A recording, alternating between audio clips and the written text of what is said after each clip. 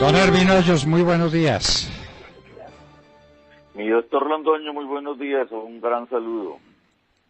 Bueno, señor, cuando Timochenko se reúne en lo que llaman una corte de justicia en Colombia, con la JEP, a hablar de sus cuitas y a puerta cerrada, las víctimas de las FARC, las víctimas de ese criminal y de los criminales que han azotado y siguen azotando el país, a esas, ¿qué les pasa, don Ervin? Pues, doctor Londoño, aquí lo que hay, si nos damos cuenta, este hombre no se reúne a darle un testimonio a la justicia.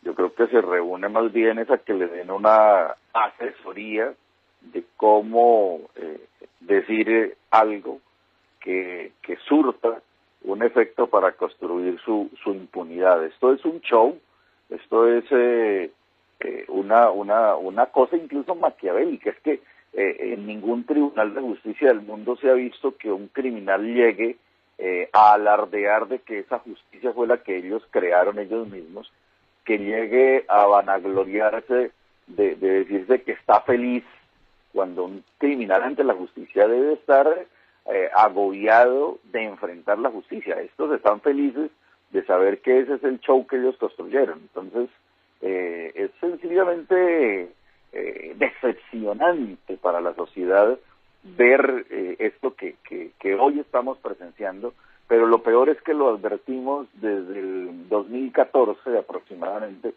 cuando empezamos a ver lo que iba a ocurrir con esta justicia. Así que cuando el criminal hace su propio método de hacer justicia, pues sencillamente lo que construye es impunidad. Impunidad, esa es la clave del acuerdo entre las FARC y el gobierno de Santos, la impunidad total para las FARC por delitos que no pueden quedar impunes, como lo dicen los tratados internacionales a los que está obligado Colombia y como dice la Corte Penal Internacional un día y otro también. Y a propósito de esto y a propósito de las víctimas de las que se habla tanto y se las olvida sistemáticamente, ¿qué hay de los bienes de las FARC con cuya venta podrían indemnizarse tantas víctimas? No hace mucho hicimos la cuenta y las FARC son el más grande terrateniente de toda Sudamérica y en toda América no la supera sino el King Ranch de los Estados Unidos. Esos bienes, ¿qué fue de ellos, don Ervin? Pues mire, doctor Londoño, yo quiero hacerle a usted, a los oyentes, un referente de cómo las FARC llegan desde una política diseñada para acumular bienes a convertirse no solo en el cartel de drogas más grande del mundo, sino en el grupo terrorista multimillonario en la historia. Las FARC durante años, desde sus inicios, diseñaron política financiera fundamentada en el secuestro, en el narcotráfico, y de ahí le sumaron las acciones terroristas. El secretariado de las FARC le exigía a todos sus frentes el pago de miles de millones de pesos como cuotas al secretariado, que tenían que pagárselos. Cada frente guerrillero debía pagar cuotas entre 5.000 y 10.000 millones de pesos. Luego pasaron a dólares cuando ya se meten en el mercado de la cocaína, entonces ya cobraban era en dólares. Los frentes más ricos, los que manejaban adicionalmente a la cocaína la minería ilegal, esos tenían más cuotas, eran cuotas más grandes. Fue por esa razón que el secretariado de las FARC pues amasó una fortuna incalculable con el lema de tener recursos para desarrollar el plan estratégico de la toma del poder. Ese plan estratégico, usted que estuvo ahí como ministro recuerda, era la acción de simultáneas campañas terroristas con acciones militares en simultáneo en todas las regiones de Colombia para desequilibrar las fuerzas militares y llegar a tomarse el poder, a dar un golpe de Estado por la vía armada. Esa fue el plan que tuvieron durante muchos años. Por eso ellos decían que tenían que disponer mínimo de 3.000 millones de dólares para esa acción. Eso lo encontramos consignado en la 7ª y en la 8ª conferencia de las FARC. Si alguien quiere consultar, ahí está eso consignado. La FARC logró esconder cientos de miles de millones de dólares a través de testaferros solventes. Esto es muy importante entender qué es un testaferro solvente. Un testaferro solvente no es el lechero del pueblo que le pusieron una hacienda o 5.000 cabezas de ganado, no. Un testaferro solvente es un empresario de región al que le pusieron más propiedades y más bienes porque ese tenía la capacidad de demostrarle la condición de legalidad al Estado.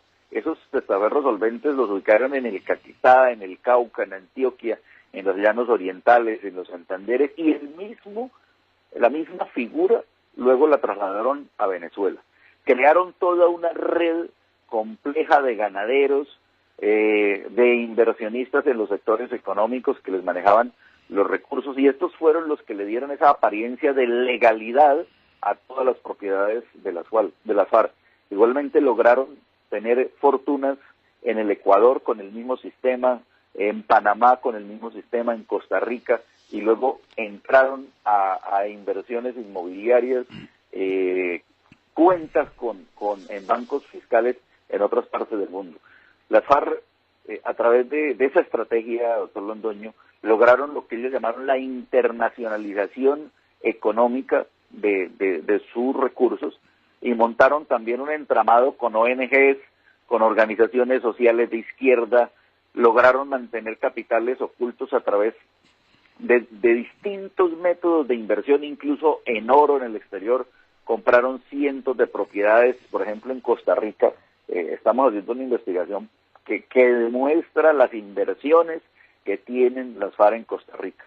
Usted recuerda la Cominter, la Comisión Internacional de Recursos Económicos de las FARC, que estuvo radicada en Ecuador durante muchos años. Pues le cuento, en Ecuador la próxima semana va a estallar el escándalo más grande al interior de Ecuador, porque los empresarios más solventes, los empresarios que el país allá conoce, líderes de partidos políticos, gente vinculada con el gobierno de Correa, que le han mostrado al país que son gente que era transparente, los impolutos de Ecuador. Se va a demostrar la próxima semana en Ecuador que son los testaferros de las FARC, operadores de los multimillonarios recursos que tienen las FARC en Ecuador. La Comisión Internacional maneja los recursos estratégicos de las FARC, personajes como Olga Marín, por ejemplo, como Lucas Gualdrón, como el cura Camilo, son algunos de los encargados de manejarle las grandes inversiones a las FARC en México, en Costa Rica, en Venezuela. Muchos de la Cominter que estaban en Ecuador, cuando llega ahora el nuevo gobierno, se trasladaron a Venezuela y ahora hacen parte, son funcionarios. Maduro les dio protección como funcionarios del gobierno. ¿Ve? Esa estrategia ha permitido que las FARC oculten multimillonarias fortunas también a través de los hijos, ojo, de los hijos del secretariado de las FARC, que viven en Europa, que están en Centroamérica, que se mueven por todo el mundo. Esos son multimillonarios, familiares de Alfonso Cano, de Pablo Catatumbo, de Iván Márquez, de Fabián Ramírez, de Pacho Chino, de Pastor Alape, de Rodrigo Granda. Todos esos son los encargados, familiares, parientes cercanos, de mantenerles a través de empresas fachadas todas esas propiedades que tienen las FARC.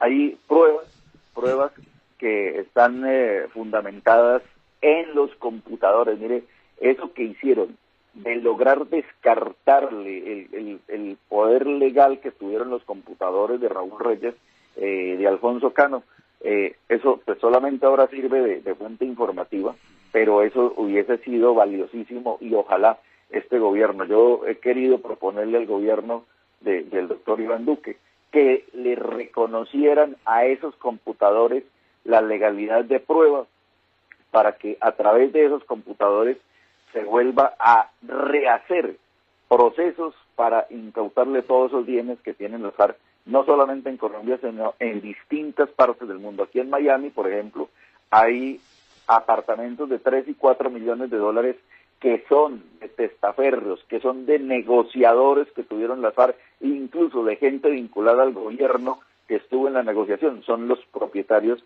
de los más importantes penthouse aquí en la Florida, y que los compraron desde hace 2012 hacia acá, así que no tienen cómo justificar de dónde adquirieron esas propiedades. Están extendidos en los puntos más estratégicos del continente con multimillonarias inversiones. Y si vamos a Colombia, pues pues allá han invadido cantidad de haciendas, tierras y, como lo digo, con la estrategia de los inversionistas solventes, que son los que les sirven de tenedores legales de esas propiedades, mi doctor Londoño.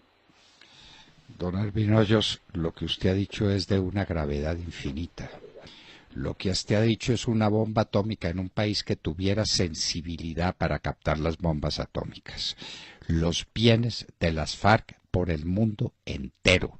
El enriquecimiento sencillamente fabuloso de estos hombres que están hoy protegidos por la ley colombiana, protegidos por la JEP, que no tendrán pena ninguna, que están en el Congreso de la República, que andan en carros blindados suministrados con el dinero de los colombianos, que andan en la felicidad, en el paraíso, y que si acaso les llega una sanción será para una pena alternativa. Seguramente tendrán por pena alternativa quedarse en Suiza mientras cuidan las inmensas riquezas que han atesorado en esos bancos, en los bancos de ese país o en los bancos del mundo entero. Don Ervin Hoyos, estas palabras suyas quedarán registradas para la historia, que tuviéramos procuraduría, que tuviéramos fiscalía, que funcionaran los jueces y nos dedicáramos solamente a conseguir la inmensa fortuna de las FARC y de paso también, don Ervin, de las demás bandas criminales y de los demás narcotraficantes. Es que el narcotráfico acabó con Colombia y acabando con Colombia produjo un número infinito de víctimas que tienen que ser reparadas, resarcidas, y hay con qué, y sobra dinero para reparar a las víctimas de Colombia si tuviéramos autoridades que se dedicaran a perseguir los bienes de estos malditos narcotraficantes. Don Ervin, esto es de una gravedad infinita y me imagino que usted estará trabajando en recoger toda la documentación que respalde lo que está diciendo. Por lo pronto, ¿qué pasó con los computadores de Raúl Reyes?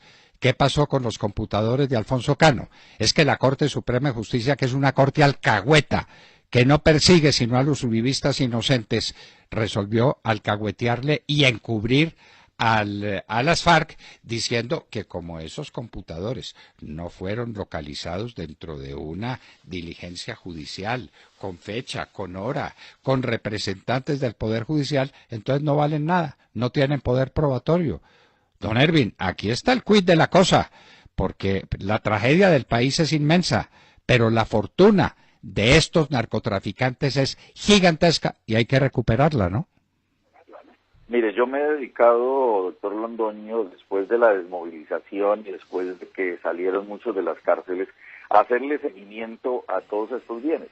Nosotros le hemos entregado desde la Federación Colombiana de Víctimas de las FARC a la Fiscalía listados de propiedades, listados de bienes, ya muchos han sido incautados, otros están en proceso de extinción, pero estos bandidos se han asesorado de abogados muy prestantes, de mucho poder en Colombia, y lo primero que hacen es trasladarle la carga de la prueba, la responsabilidad de la prueba al desmovilizado, al campesino, al que los denunció, al que dio el testimonio de lo que a él le consta cuando él estaba en el grupo, cómo compraron esos bienes, pero le trasladan la prueba porque inmediatamente le ponen una denuncia en su unidad de falsos testigos de la Fiscalía a esa persona, y claro, eso a muchos los golpea porque ellos se quedan solos en ese proceso de defensa. Bienes del Paisa en el Huila, estaciones de servicio, restaurantes, almacenes, fincas, haciendas con ganado, todo eso en el Huila, el Paisa está podrido en plata, lleno de ganado. En el Tolima, haciendas cargadas de todo lo que usted quiere, incluso con caletas, todo eso lo tienen oculto. Empresas de transporte, todo lo tienen camuflado dentro de empresas que en su momento fueron legales, pero que luego le hicieron inyección de dinero, lo que yo llamo la inversión a través de empresarios solventes, de testaferros solventes, que eso es muy complejo de mostrar.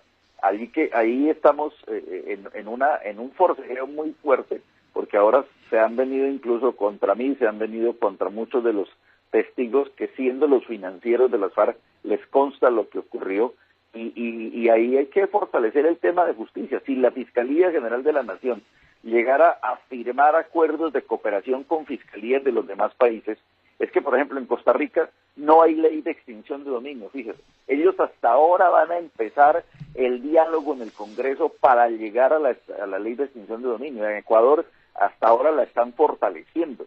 En otros países no existen esas leyes que tenemos en Colombia, así que Colombia se está volviendo el modelo para combatir el terrorismo desde el ataque a los bienes de las propiedades. Yo he estado moviéndome por todos estos países asesorando literalmente a los gobiernos para que lo hagan, porque les estamos haciendo entender que si no se les golpea en los bienes, en las propiedades, en la riqueza que tienen, no les va a doler. Jurídicamente es muy complejo, así que tenemos que generar una conciencia a nivel internacional para golpearles donde más les duele, que es quitarles las propiedades, quitarles las finanzas, bloquearles las cuentas, incautarles todo lo que tienen, que esa sería la única manera de poder por lo menos asfixiarlos. Y luego, si se cae Venezuela, que se va a caer Venezuela, por eso están tan preocupados la izquierda, por eso están tan preocupados las FARC y por eso están tan preocupados todos los que viven del terrorismo y de la financiación del narcotráfico, que si se les cae Venezuela los escupen para Colombia todos porque no tienen escenario, o tendrán que irse tal vez a Nicaragua, yo no sé a dónde se irán a meter, porque ahí en Venezuela, mi doctor Londoño, todas las fronteras de ellos, toda esa frontera, de allí 80, 100 kilómetros adentro, eso es de ellos, haciendas, ganado, de ahí de Arauca, se llevaron recientemente, el año pasado se llevaron 1.500 reses y quisieron fue pasarlas al otro lado y ya estaban en territorio de los FARC. El ELN hace lo mismo. La minería ilegal en Venezuela está en poder de los grupos armados porque Maduro les ha concedido a ellos la operación de eso para que le ayuden a financiar la revolución. Tengo información de primera mano que se están llevando, ojo, se están llevando a los que fueron comandantes, que dejaron las armas, que fueron comandantes y dejaron las armas, que están en los espacios territoriales, de allá haciendo instrucción y capacitación. Han ido unas supuestas ONGs a esos espacios territoriales a ofrecerle a estos guerrilleros, especialistas en explosivos, en mandos de tropa, en distintas especialidades, se los están llevando para Venezuela a que formen grupos de apoyo, grupos armados de apoyo al régimen de Maduro. O sea, Maduro está contratando mercenarios, ya no solo los de Hezbollah ni los rusos, sino los de las FARC, los ex-FARC. Están haciendo algunos el proceso de entrega de armas bien hechos, pues se los están llevando para Venezuela. La misma Fiscalía reconoce que 380 ya no saben dónde están, pues dónde deben estar. Muchos, no quiero decir todos, ya están en Venezuela armando guerrillas para defender el régimen de Maduro. O sea, de esta gravedad es, pero todo lo hacen porque tienen la plata para pagar el ELN y las FARC apoyando el régimen de Maduro para que no se caiga. Imagínese eso. Totalmente de acuerdo con usted. Si no se les quita la plata, no se hace nadie. Por eso redacté de mi puño y letra los nuevos lineamientos de la ley de extinción de dominio que estuvo vigente con inmensa eficacia en Colombia y con una juez extraordinariamente capaz, Sara Magnolia Salazar, que ha sido contratada por los Estados Unidos para ir por muchos países explicando la ley de extinción de dominio de Colombia, que la han dañado, que la han complicado, que le han metido cantidad de requisitos para impedir su eficacia, porque hay que respetar el derecho procesal, porque hay que ser garantistas, hay que quitarle los bienes y quitárselos ya, la extinción de dominio express de la que habló el presidente Duque y no ha tenido tiempo para hablar de lo mismo cuando ha estado de presidente porque está muy ocupado en otras cosas. Extinción de dominio express. Usted tiene toda la razón. En la plata está la clave de todo este problema. Y la plata es de muchos miles de millones de dólares que estos sinvergüenzas se han ganado con el más inmundo de los tráficos que hay hoy en toda la humanidad, el tráfico de la cocaína, que es el tráfico de la muerte. Don Ervin Hoyos, muchísimas gracias y esto no se puede quedar así. Vamos adelante, hay que quitarle los bienes, hay que restablecer a las víctimas. Muchas gracias, don Ervin. Un abrazo, doctor Londoño. Buenos días.